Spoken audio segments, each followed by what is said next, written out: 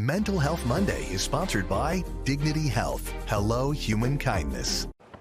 Well, you can find party supplies, snacks, cosmetics at the local drugstore.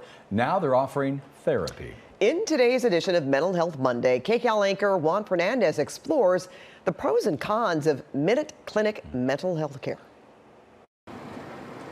Pull up to the drugstore, head towards the pharmacy, enter the health hub, and meet one of the newer employees. My name is Tiffany Ram. I'm a licensed mental health professional. Yep, CVS is now offering mental health care. We're focused on increasing access and convenience. Mental health services are now available at 6 greater LA Minute Clinics.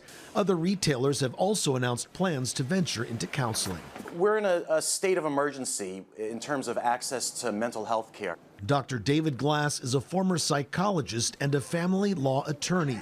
While he sees it as an overall positive, there are some ethical problems. First concern, privacy. CVS owns Aetna, a health insurer. When you go to a therapist, your insurance company is allowed to know why you're there and how many times you go. But if the therapist is also working for the same company, that person knows everything you've talked about. So there are going to need to be some additional ethical safeguards put in place. Another concern, competence. Are they going to get a PhD?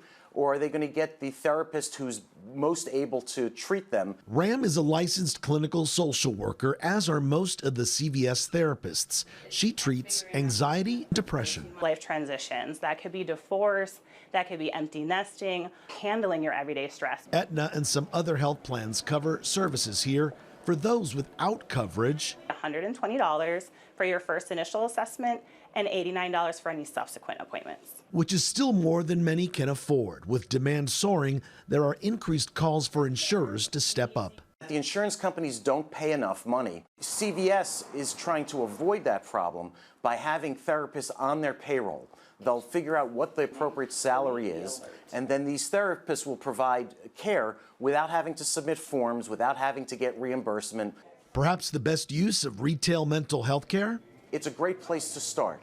The mistake people make is not reaching out in the first place. And we have links to mental health resources at kcalnews.com.